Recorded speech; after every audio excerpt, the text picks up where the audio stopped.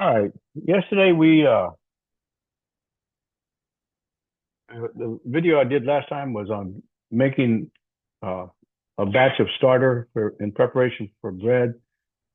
We had the rubber band here from where uh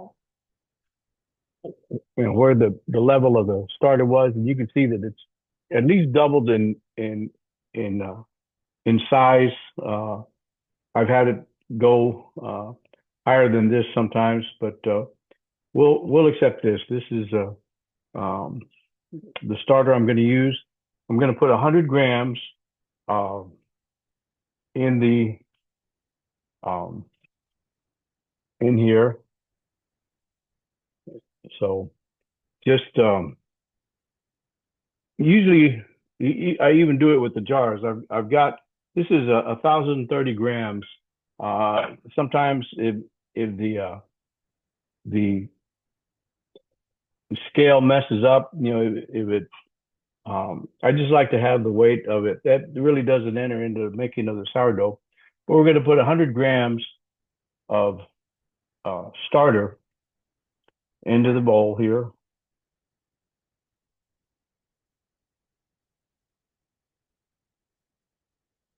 There's 67, 81,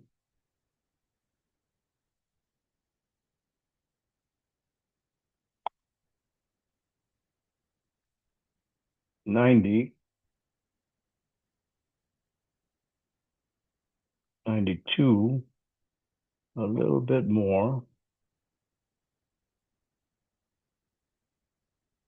93. That's a big dollop. 102. That's a little over, but that's all right. Okay, let's clean that off. Now, with this leftover, I'm going to cap it. Um, Let me get the metal top. I'll use this cap.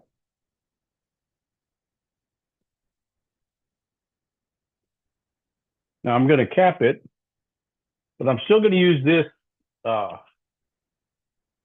this coffee filter. The coffee filter doesn't do anything except the fact that it shows when I made it, January 28th. So that when I see it in the refrigerator, I'll know how long it's been refrigerated. So I've got it says 101 grams.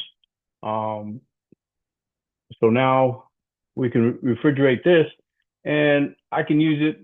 I'll probably use it within 4 weeks, but that's about the longest I'll go without using before I make my next batch. Um, and now we're going to put 275 grams. I'm going to tare this. 275 grams of water.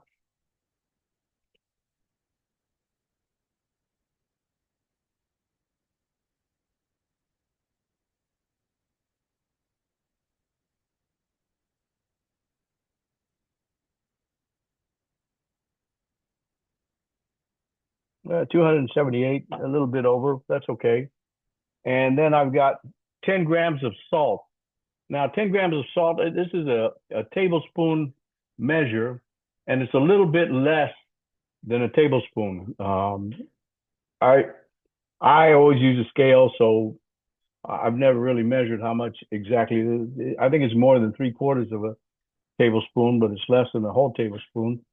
So we put in the 10 grams of uh, salt, and now we put in the flour. And I put 500 grams of flour, and I don't really know how much that is in terms of cups. I'll try to um, measure it out for you. Um,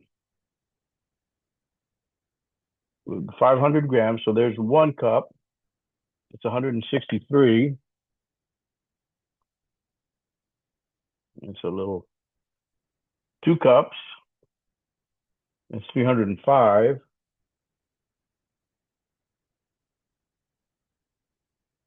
3 cups. That's 446. So let's try This is about a quarter cup.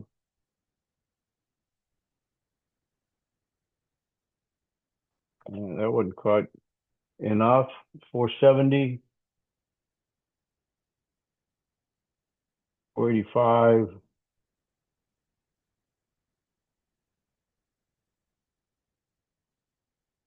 And there's 501. Okay. And like what I've learned is that sourdough's pretty tolerant of, you know, it doesn't have to be down to the gram. It's pretty tolerant. So now I'm going to put it in my mixer.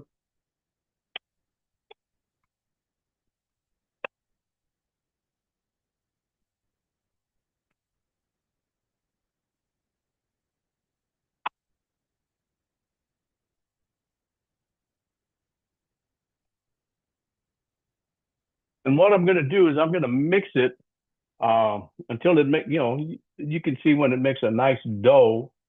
Uh, it's going to take about 5 minutes maybe to mix it up, uh, and then I'll pause it for 30 minutes, mix it for 2 or 3 minutes more, pause it for 30 minutes, do it again, mix it, pause it for another 30 minutes, and then I'll finally um, uh, mix it and let it rest. After I mix it uh, that third time for about 2 or 3 minutes, I'm going to let it rest for about 2 hours. And at that point, I'll I'll fix the dough and show you how I put it in my pots, and then it's going to rest overnight. So we're not going to bake it until tomorrow.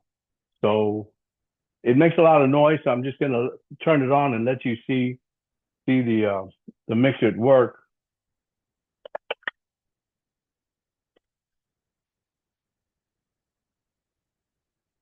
See if I can show.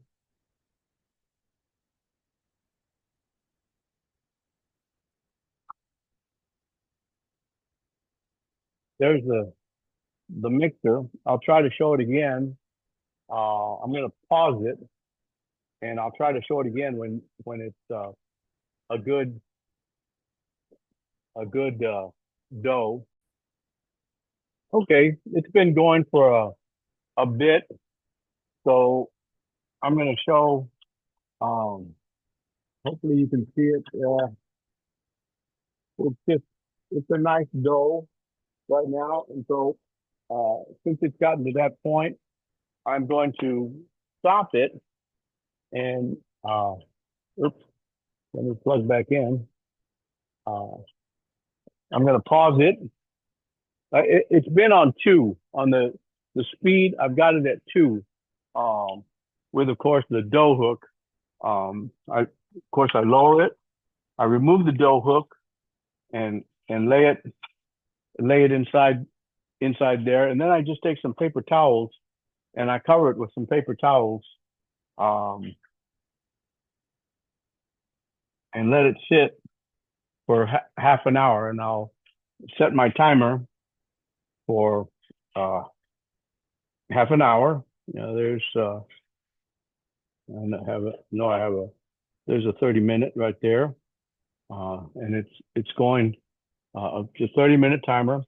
In 30 minutes, I'll I'll do the same thing. I'll just put the dough hook back up and turn it on at level two and let it run for about 2 or 3 minutes, and then another half hour, do it again, another half hour, do it again, and then I'll after that final one, I'll let it go for about 2 hours, sometimes three. I don't think it's that critical, and then I'll prepare prepare the dough and put it into the um, the Dutch ovens that I bake them in. And so I'm going to stop it here, and we'll pick it up. I'll probably pick it up at the point that I'm actually kneading the dough and putting it into the Dutch ovens. I don't think you need to see it. It's just a repeat of the same thing at every half hour. Um, okay, thank you. Thanks for watching.